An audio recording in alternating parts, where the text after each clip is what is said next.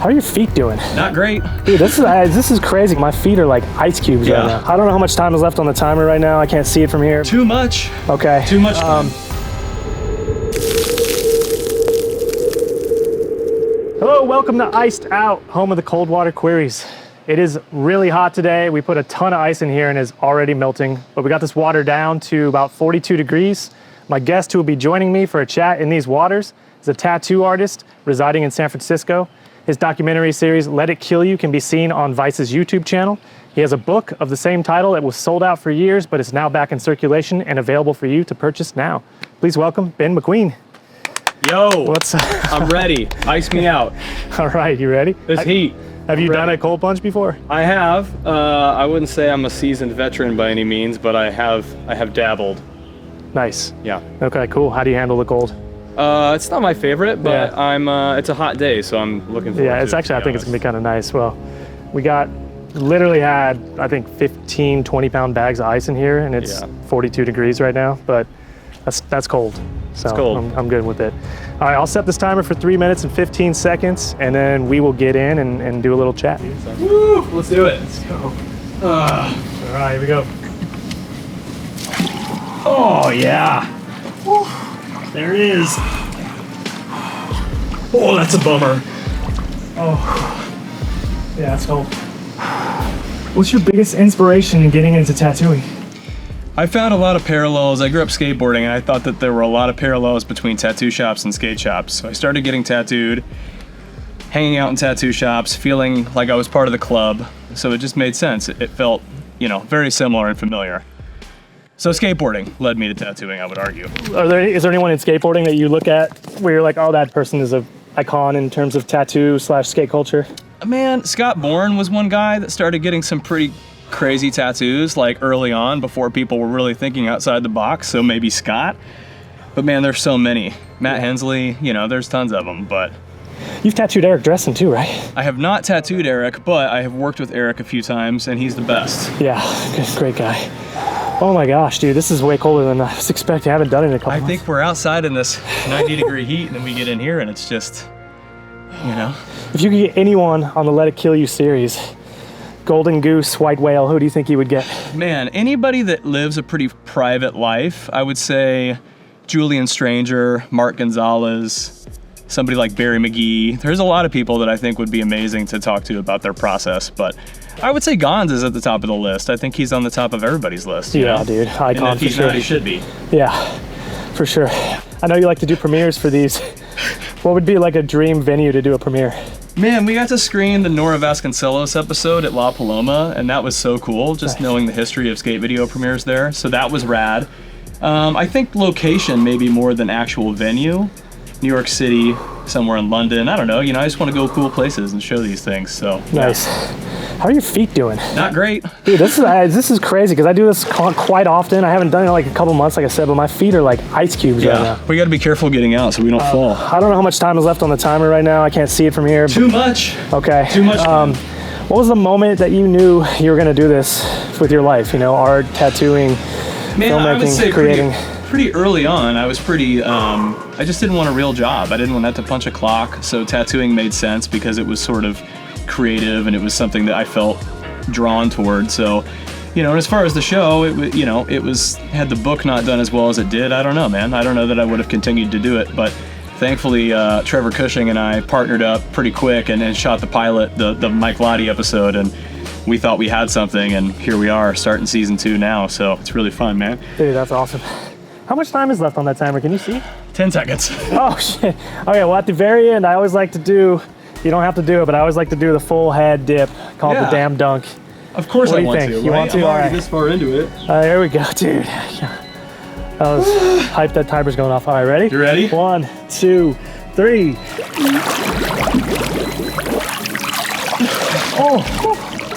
Oh my goodness. Woo! Wow, dude. I wasn't. Joe, what are you doing to me? You did it. This is only half. Oh, thank you so much. We'll head into the sauna and we'll talk for 10 to 15, however long we can stand in there. I gotta be honest, this might be my least favorite part. Yeah. I'd rather sit in the cold than sit in the heat. Yeah, for sure. Oh, yeah. Dude. We're in the sauna. Yeah, dude, sauna hat for sure, because I believe in these things totally. So how was that, man? It was good, man. It was so much colder than I expected. I don't know why. You figure there's not any visual ice. It's sort of different, but I think we were so hot. The audience should know how hot it is right now in Tennessee. So yeah, it's super hot, and I thought it was gonna be a cakewalk because, like, you know, like I do these pretty often, and I got in there and oh my god, dude, my feet are creeps up on you, huh? Yeah, dude. Yeah, it's crazy. Well, so, was there any dicey moments where you were like, "There's some water, by the way"? Thanks, brother. Any dicey moments? You know, I got we shot the Arto Sari episode of Let It Kill You, and he really gave me a real serious blast. And tried to get me to tap out, and I just hung in there because Trevor was outside with the camera, and I was like, it's on film, I gotta stick it out. So I was chilling, man, you know. But yeah. You got any other health regimens you do regularly? Man, aside from, you know, riding the bike and riding the skateboard and the occasional workout at home or something, not really. I went through a personal trainer phase. It got pretty expensive, so I quit doing that. But if I had one of these, I would be into it. By the time I was leaving Hawaii, and we had done these for a few days consecutively, I see the benefit, man. It feels pretty good. Yeah, dude, for sure. We just got this like a couple months ago, right before my newborn was born, and got it from Costco, and it's been a game changer. Yeah. You know, 4 hours of sleep with the newborn and stuff, and I'd come out here and do a little plunge and reset yourself up. Yeah, for sure. So, Let It Kill You, documentary series streaming on Vice YouTube channel. Yes. How did that begin? Man, so during COVID, I live in San Francisco. During COVID, we were shut down all of California was shut down pretty significantly. And tattoo shops were in this category of being shut down even more so because they were, you know, such close proximity to people. So I was spinning out pretty hard creatively, so I needed something to do. So I leaned into putting this book together about specifically the intersection of skateboarding and tattooing, and I focused just there. That sold out. People seemed to like it. So I hit up Trevor and I was like, what if we just made this a show? Like, do we have something? And he was like, I think we should do it. So I hit some people up and got some yeses and just got to shoot, you know? Sick. Yeah. And so the book came first. The book Can you came tell me first. a little bit about the book? Yeah, I mean, like I said, it's more specifically skateboarding and tattooing. The show is sort of just about creativity within skateboarding. So there's a little bit more range for me to do more with it. But the book was a learning curve. I just went and did interviews with people, Jamie Thomas, Eric Dressen, Andrew Allen, Chad Kelplinger, tattooers and skaters that had that connection. So once the book was out, people started buying it, and then it sold out pretty quick. And I was like, okay, well, people seem to care about this, so what if I did something more? You know, I just keep like moving the goalpost. I think it's, I don't know, just part of how I operate, I guess. But had you ever done filmmaking before when you wanted to turn it into a show? Had you ever like made a documentary or anything like this? Yeah, so I actually went to film school in Chicago, but I dropped out to start tattooing. So I had a little bit of background. I did some PA work on some shows and movies and things like that. But and you know, I grew up with a VX 1000, 2000, 2100 doing all the skate filming stuff as a child. So I think a lot of skaters were like, well, I'm not, you know, the kids that weren't going to go pro were like, well, I know how to film. Maybe I should get into filming. So there was always something there, I think, you know. Yeah. Have you learned anything along the way? Like making this documentary series, like where have you grown, or areas that you've learned some new things? I mean, so much, man. Just from like the logistics of shooting a show to marketing the show to selling the show to, you know, interviewing people. It's all such an art form in itself, which is ironic, you know, considering the whole premise. But yeah, man, like, you know, there's so many things, I don't even know where to start, but a million things I've learned. Thanks to Trevor Cushing and the rest of my team, which is a small team. Everyone's got a lot of experience in this field, so it's definitely helped sort of give me some training wheels, you know. Nice, too.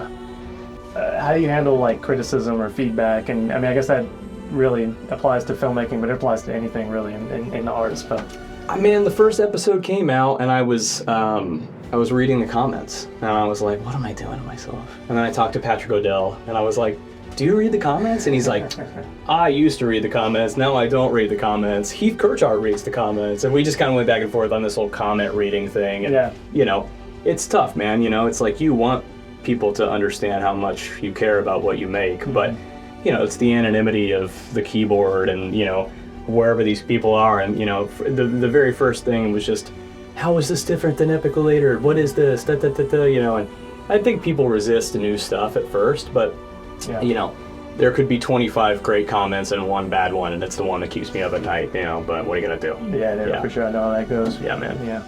Yeah, you got to just focus on the positive ones. And That's right. Yeah.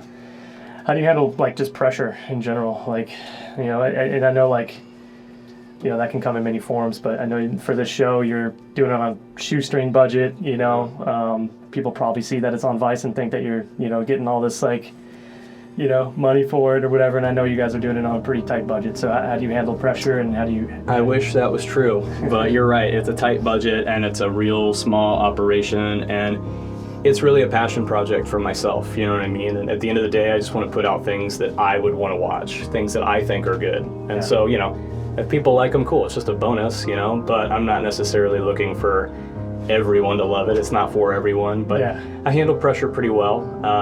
There's definitely moments of last minute reschedule interviews and things, and you're like, I flew all the way here, I need to get this done, and they might not understand the severity of like how we're operating or something, so it's kind of funny, but we've figured it out. Do you have any advice for people that want to get into tattooing or art or filmmaking in general?